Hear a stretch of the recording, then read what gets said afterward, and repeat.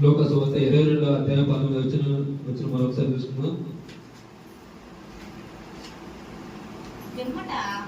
పిమ్మట ఆయన ఒక రొట్టెను పట్టుకొని కృతజ్ఞతాస్తుతులు చెల్లించి దానిని విరిచి వారికిచ్చి, ఇది మీ కొరకై ఇవ్వబడుతున్న నా శరీరము, నన్ను జ్ఞాపకం చేసుకున్నట్టుగా దీనిని చేయడని చెప్పాను.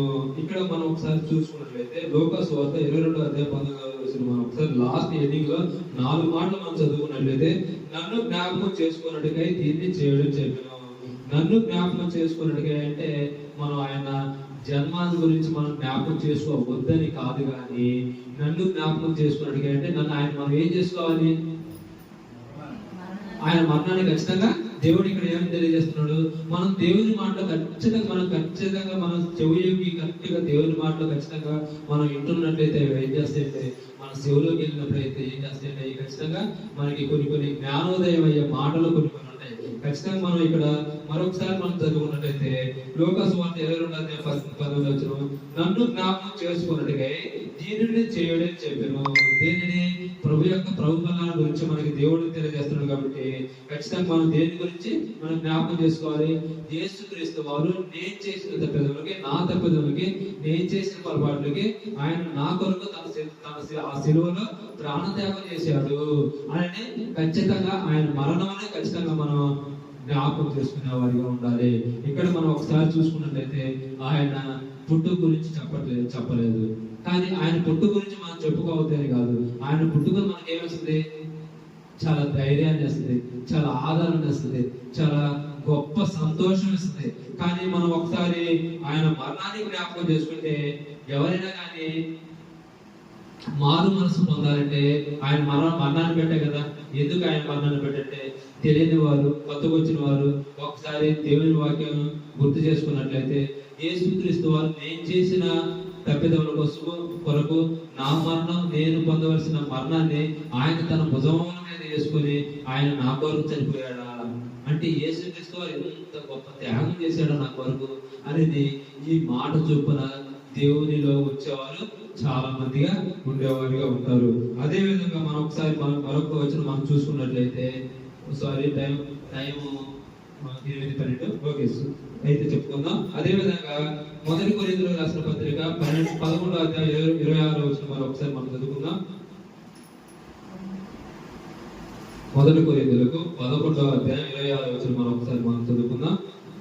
మీరు ఈ రొట్టెను తిని ఈ పాత్రలోనే త్రాగునప్పుడెల్లా ప్రభువు వచ్చే వరకు ఆయన మరణమును ప్రచురించుదుము. ఒకసారి 1 కొరింథీయులకు 11వ అధ్యాయం 26వ వచనం. మీరు ఈ రొట్టెను తిని ఈ పాత్రలోనే త్రాగునప్పుడల్లా ప్రభు వచ్చే వరకు ఆయన మరణమును ప్రచురించుదురు. మనం దేని గురించి ప్రచురిద్దాం? ఎక్కువ ఆయన పుట్టుక విషయం ఎక్కువ ప్రచురిద్దామా, లేదా ఆయన మరణం గురించి ఎక్కువ ప్రచురిద్దామా? అలానే ఆయన పుట్టుక విషయం మనం ప్రచురించుకొని ఉందామా? ఎక్కువ దేనికి ప్రాముఖ్యత ఇద్దామంటే మనం ఒకసారి దేవుని వాక్యం మనం ఒకసారి చూసుకున్నట్లయితే మీరు ఈ రొట్టెను తిని ఈ పాత్రలోనే త్రాగునప్పుడల్లా ప్రభు వచ్చే వరకు, యేసుక్రీస్తు వారు వచ్చే వరకు, ఆయన రెండో రాకడ వచ్చేంత వరకు మనం ఏం చేయాలంటే ఆయన మరణంలో ప్రచురించడము. ఆయన మరణం అంటే ఏంటి?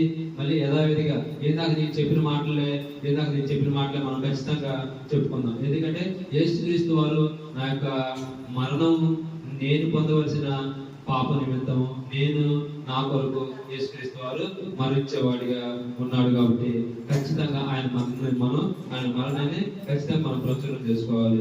అదే విధంగా కొలస్సీయులకు రాసిన పత్రిక 1వ అధ్యాయం 14వ వచనం మనం ఒకసారి మనం చదువుకుందాం. మనకి ఎవరి ద్వారా పాప క్షమాపణ, పాప నిమిత్తం మనకి పొందుతున్నట్లయితే మనం ఒకసారి చూసుకున్నట్లయితే కొలస్సీయులకు రాసిన పత్రిక 1వ అధ్యాయం 14వ వచనం మనం ఒకసారి చదువుకుందాం. కొలస్సీయులకు 1వ అధ్యాయం 14వ వచనం. ఆ కుమారుని యందు మనకు విమోచనము అనగా పాప క్షమాపణ కలుగుతున్నది. ఏ కుమారుని యందు అంటే యేసుక్రీస్తు వారి యందు మనకి పాప క్షమాపణ మనకి కలుగుతుంది. ఎందుకంటే ఆయన మరణించాడు కాబట్టి మనకి పాప క్షమాపణ నిమిత్తం మనకి ప్రాయశ్చిత్తంగా మనం రక్షింపబడుతున్నాము. ఆయన మరణించిన తర్వాత మనకి ఒక ఆజ్ఞ ఇచ్చాడు. అది ఏ ఆజ్ఞ అంటే, మీరు ప్రతి వారం ఖచ్చితంగా ప్రతి ఆదివారం బలలో ఖచ్చితంగా మీరు చేయి వేయాలని. ఎందుకంటే ఇక్కడ కూడా మనం ఒకసారి చూసుకున్నట్లయితే కొలసీలకు రాసిన పత్రికలో కూడా 1వ అధ్యాయం 14వ వచనం కూడా చూసుకుంటే ఆయన మరణం గురించే కానీ ఇక్కడ మనకి తెలియజేస్తుంది. అదే విధంగా మనకు మరొకసారి మనం చూసుకున్నట్లయితే ఆయన మన పాపములకు శాంతికరమై ఉన్నాడు. మనం శాంతిగా ఉండాలంటే ఎవరు? యేసుక్రీస్తు వారే. ఆయన ఏం కోరుకున్నాడు? యేసుక్రీస్తు వారు ఎవరైనా మిమ్మల్ని ఒక చెప్ప కొడితే రెండో చెప్ప కూడా మీరు చూపించండి చెప్తున్నాడు. శాంతికరమై ఉన్నాడంటే ఆయన ఏం చేస్తున్నాడంటే ప్రపంచ మానవాళికి ఒక శాంతిగా ఒక ఉదాహరణ ఇస్తున్నాడు. ఒక చెప్ప కొడితే రెండో చెప్ప చూపించమని